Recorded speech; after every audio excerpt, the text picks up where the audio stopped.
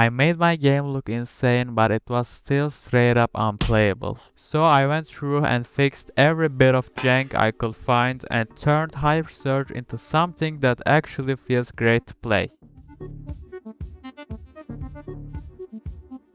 Right after the last dialogue, Indy left a comment saying he wanted to get more involved and gave some pretty direct feedback, especially that the enemies were still hard to read.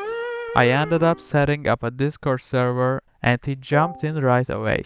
We started talking about readability and honestly it was rough as hell. Enemies were blending into the environments, their attacks weren't clear, and the watchers were just overlapping each other like crazy. We fixed them one by one.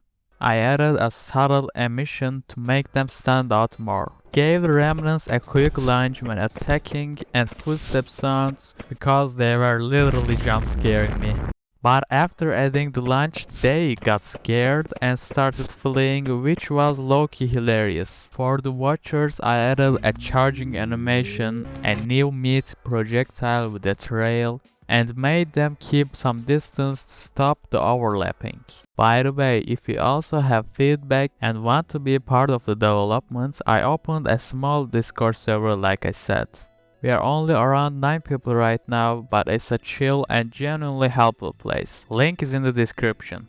Anyway, the enemies were finally readable, but I realized the flow was still not there. The old elevator transitions sucked. So I modeled a new elevator and wasted way too many hours on the stupid transition to make the floor changes feel seamless. What finally worked was remembering where you are looking, freezing the last frame, and smoothly rotating you to the new elevator's doors. That fixed a lot of weird braking issues if you were jumping or standing in a corner.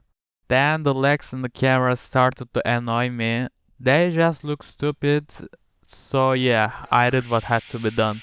We are now officially legless. The main menu was also ruining the flow. I hated how a loading screen would kill the pace, so I made it fade straight into the game. You might be wondering, how do you load the game without a loading screen? When the game starts, it only loads the elevator scene.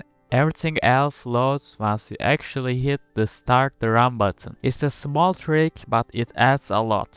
Along with that, I made a diegetic UI to make the player feel more like a part of the world. I added a CRT shader directly to it and redesigned the upgrade cars to be more minimal and clean to fit better with it. I also tried putting the CRT on the main camera, but it gave me a migraine while playing. Might still add the main camera version as an option though. Before I get to the fun stuff, I have to talk about the thing that delayed this video. I was trying really hard to make the game run well for everyone. So I made pools for decals, particles, enemies, bullets, basically everything. But my FPS was still dropping from 180 to 60 after just a minute. Then one day, while I was testing renderers, my friend was watching and said, "This is Vulkan, right? Should be better with your AMD GPU." I told him I was actually on OpenGL and it was running fine. But the moment I switched to Vulkan, the FPS drops were still there. I opened the AMD Adrenalin app and finally solved the problem. Radeon Chill was secretly capping the game at 60 FPS. I have no idea why it was even on. After turning that shit off, I stress tested with 100 enemies and it handled this surprisingly well.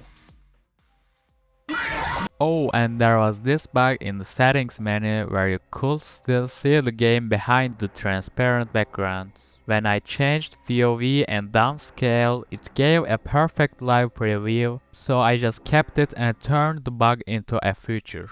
Now let's get to the fun part that actually makes the game feel good to play. I implemented a ragdoll death system. Enemies now properly collapse and fall when they die, which makes killing them feel so much more impactful and fun. I also added an overheat sweet spot mechanic.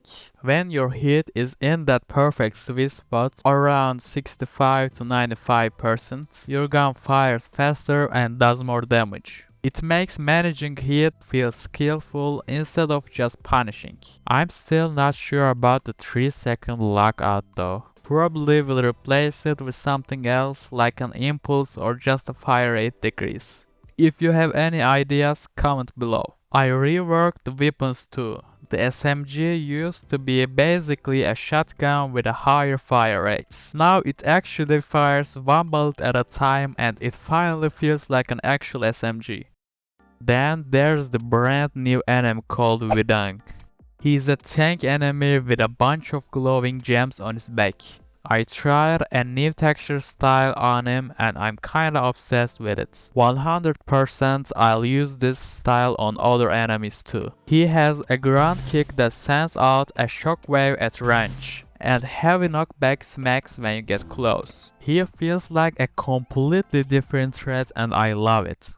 And finally, I added a bunch of new power-ups. Precarious Heart, an explosive heart that resets its fuse on every kill. But if it explodes, it damages everyone, including you. Grandma's Fat Bullets. Old Fire creates an explosive radius but slows your fire rates.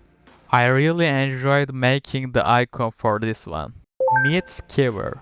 Makes your shotgun pellets pierce through enemies and it stacks. Nice and slow. Slows down time while you are sliding so you can land shots like Max Payne, but it increases your slide cooldown. And a reroll that you can gamble to get the power up you want. But choose wisely, you don't get many of those. So yeah, if you've been following me for a while, you know I'm also working on Tear Them All, that free stylized arena shooter with the Sid art style. June Next Fest is only about 30 days away, so I need to focus hard on getting a solid demo ready. That means Hypersurge is going on a short break. It is not forever though, I'll still drop small updates when I can. Oh, and the good news, the Steam page for Hypersurge is finally live right now. If you've been enjoying the devlogs, I'd really appreciate it if you wishlist both Hypersurge and Tear Them All on Steam.